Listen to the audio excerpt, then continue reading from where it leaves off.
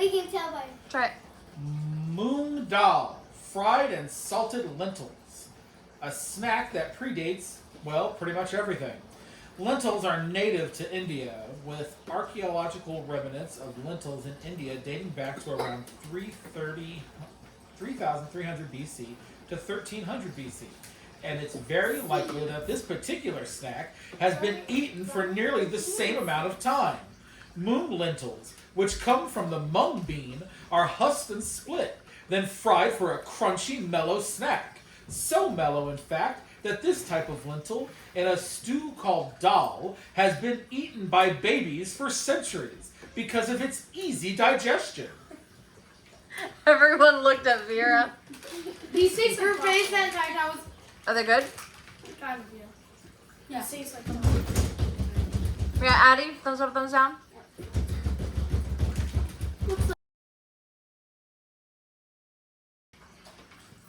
Fatake Pudini chili.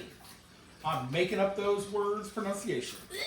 Crunchy corn sticks with a mint chutney. One look at this package and there's no denying it. In the 1500s, no one, not even royalty, was eating chili mint Cheetos. What they were doing was drinking spiced water. Shah Jahan, the fifth emperor and visionary of the Taj Mahal, was known for only drinking water cooked with chili, cumin, and coriander. In a way, he embodies a preference for spices that is similarly embodied in chutney, a type of flavorful condiment.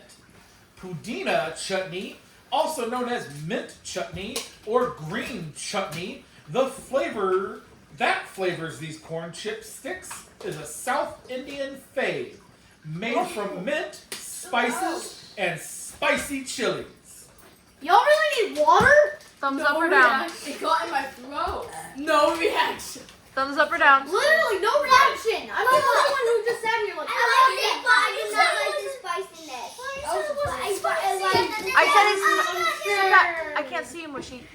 I said it was no more spicy than a pepperoni. Dang, that was amazing. What? Go for it. Cone's Tangy Tomato. Corn snacks with a tomato flavor. Even though tomatoes aren't native to Indian soil, they show up in so many recipes, especially as a sour element in curries. But prior to the 16th century, locals had never even seen a tomato before. At the time, the Portuguese began trading delicacies from the New World, the Americas, throughout the rest of the world. Tomatoes made their way to India at the start of the Mughal dynasty, but they were so expensive that only the truly rich could afford them. A short 300 years later, they were cultivated on Indian soil and became a staple of Indian cuisine, as evidenced in these modern-era tomatoey snack, enhanced with black pepper and chilies. Thumbs up or down? That was good. It did taste like that. Spicy, just no reaction. It wasn't spicy. Well, it was kind of Okay. spicy. What you trying to You may try. Cremica Trufils. Dark cocoa cookies with a gooey center. Imagine a world without chocolate. That world was the Mughal Empire. Chocolate only came to India in the late 19th century. European traders and colonizers brought cocoa beans over from South America, and the flavor caught on most prevalently in a cookie eventually called bourbon biscuits, brought to India in 1910. After India's independence in 1947, local production of a similar type of bourbon biscuit began, with bakers altering the recipe slightly to make their own versions of the popular treat. Rajni Bector was once one of these producers, starting in Cremica as a one-woman backyard bakery. The particular cookie expands on the influence of the traditional bourbon biscuit with a chocolate outside and gooey chocolate inside. Thumbs up or thumbs down? Bourbon Thumbs up. go biscuit. around? I love it. I love it. It has no Yeah, I hate spice that. and Vera. it's chocolate and gooey. Thumbs up? No thumbs up. She's trying to just thumbs up. Is it yummy? Yeah? Oh God. I'll show you it's yummy by eating more. Eat directly. You guys are good? Very. Are we ready? Yes, ma'am. Mini samosas stuffed with spicy lentils, cashews, and raisins. Say hello to India's most famous, most beloved, and most well-traveled snack, samosas. These crunchy, spicy snacks got their start as a portable meal for traveling Iranian merchants. As the merchants made their way across the Asian continent, they brought these tasty little pyramids with them. But it wasn't until a pit stop in India that the snack really caught on and was declared fit for a sultan. As written by Amir Khurso, a royal poet of the Delhi Sultanate in 1300. Their popularity skyrocketed across the country, and samosas made their way into the hands of citizens, into supermarkets, over the ocean, and into this box. Thumbs up or thumbs down? That's really good. Thumbs up. It is still super spicy in my mouth. Double thumbs up. horrible. Double thumbs up for my Snake. Go ahead and try it.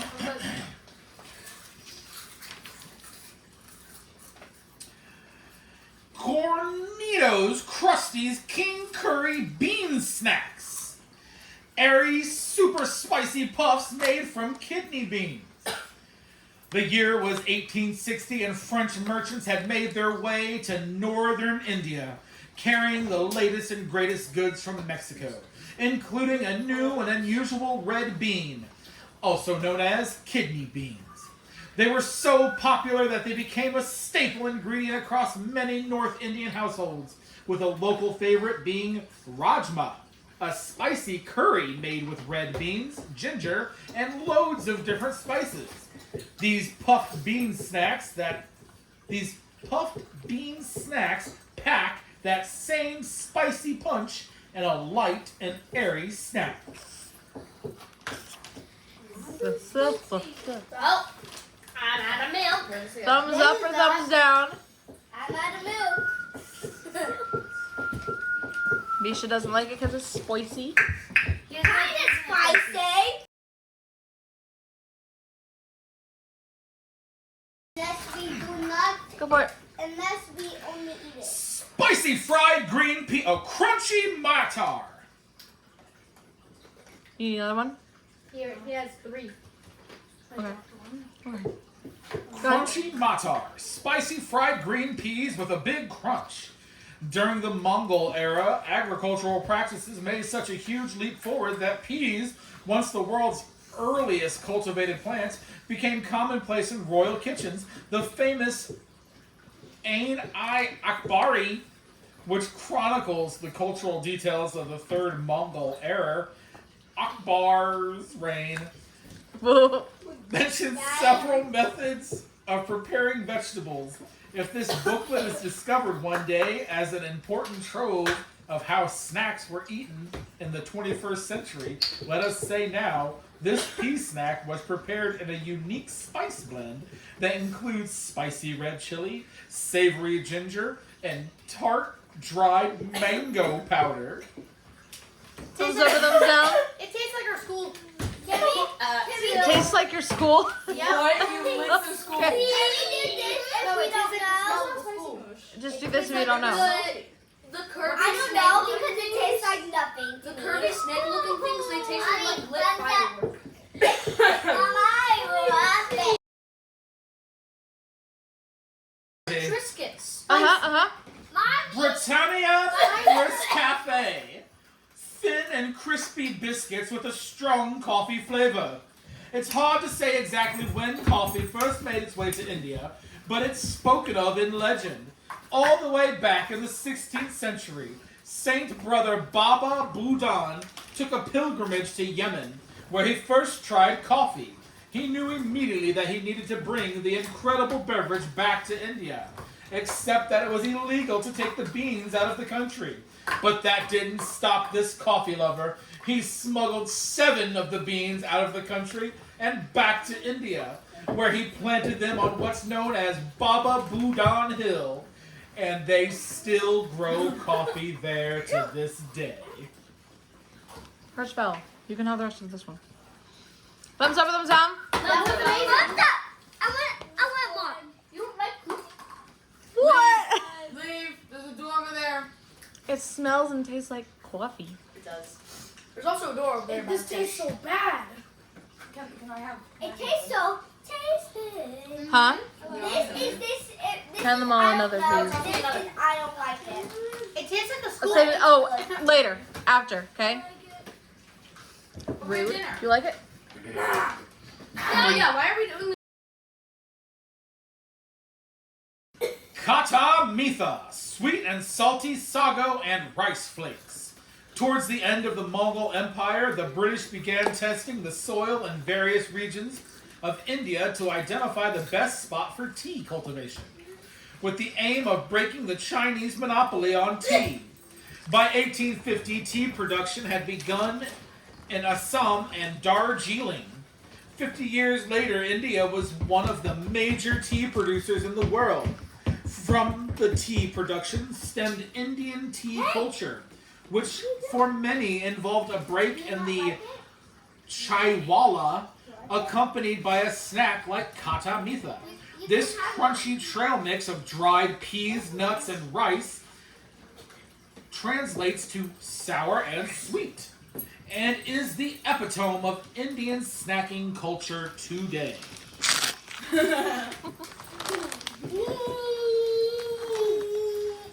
Bendy sound. It was some of them were spicy, but No, they weren't. No, they weren't. Mommy, You know that was spicy.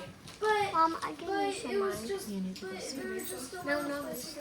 What are you gonna say? The That's spicy, They weren't spicy at all. the spicy. Thumbs up or thumbs down? Thumbs up. Mom, stop! Mom, the spicy Hey, that. Mom, the spicy that these are, I can handle. They're not spicy. They're not salty, spicy. honey. They're sweet and salty. They're not spicy at all. They taste so bad. This one.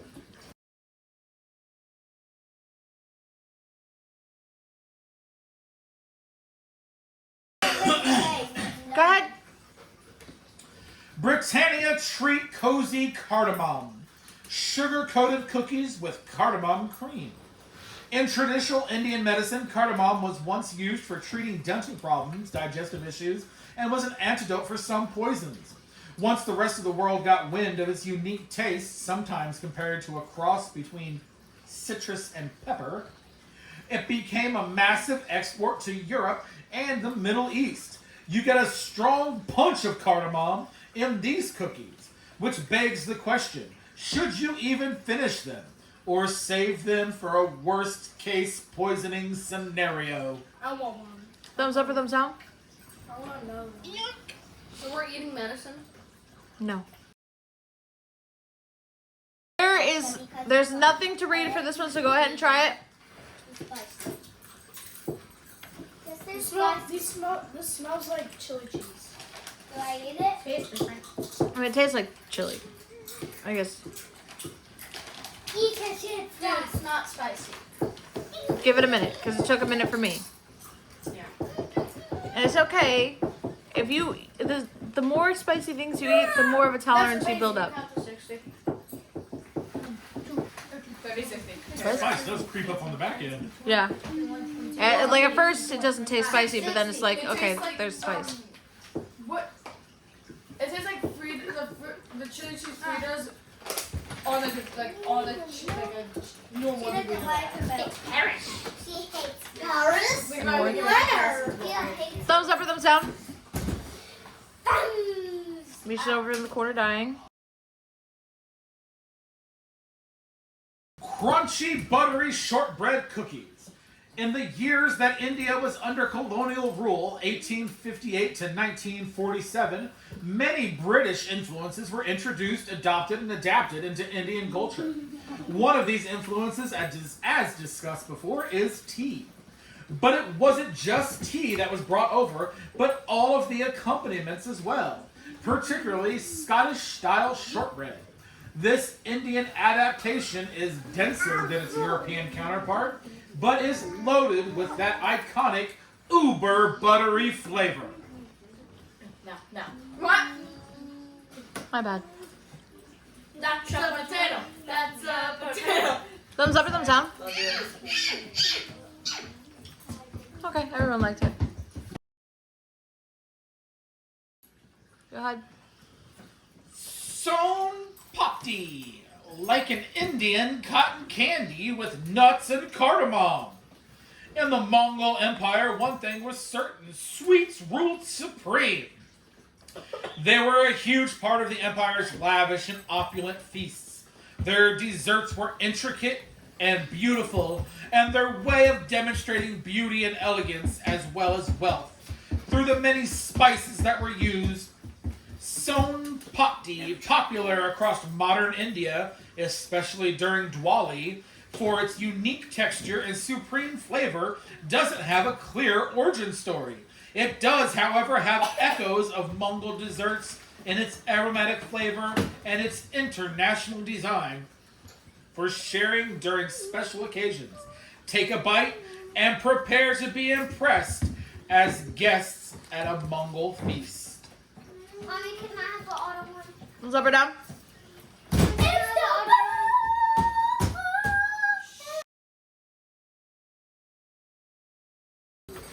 Go for it. Thumbs Up Cola, the Indian cola. The year is 1977 and Coca-Cola is having massive success in India. That is, until the Indian government demands that the company share its highly coveted top secret formula.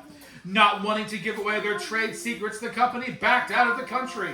That's when a new Indian-made cola called Thumbs Up hit the scene, becoming India's #1 soda brand by 1980.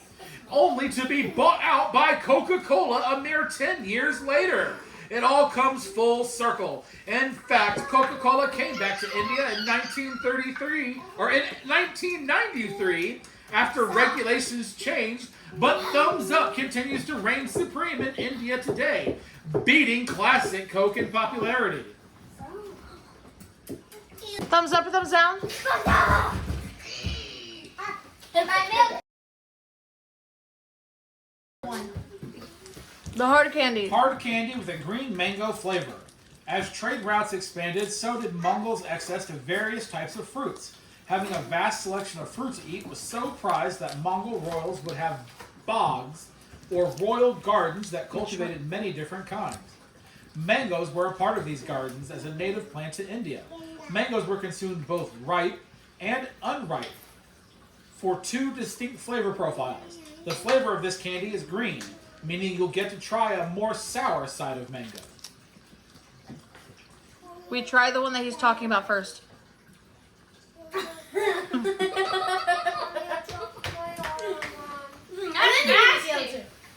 Eclair's cardamom flavor. Chewy Yummy. caramel filled with cardamom. While cardamom is a common ingredient in Indian desserts today, back in the day of the Mongol Empire, it was a sign of much more. Chefs would sprinkle the spice liberally on foods served to guests in order to show off the host's wealth and power. Just imagine how this cardamom-packed candy would have been received at the time. A few candies might have set you up for an early retirement.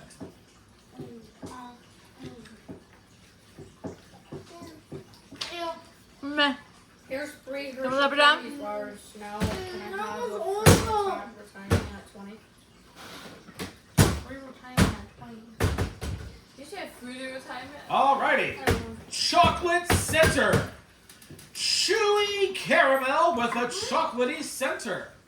Again, here's a sweet that definitely was not on a Mongol table, but is a must-have export from today's India.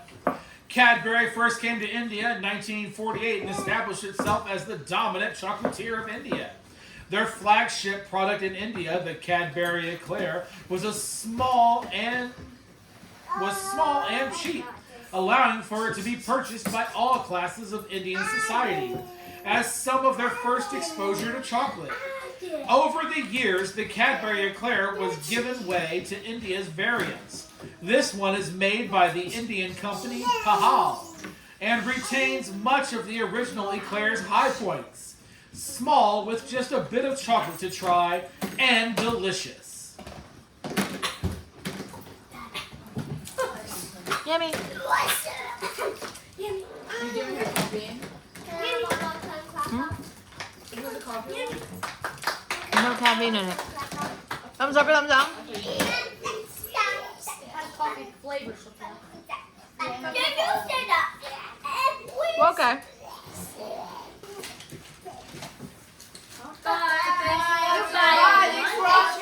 Like and subscribe. Bye. Bye, everyone. subscribe. Subscribe.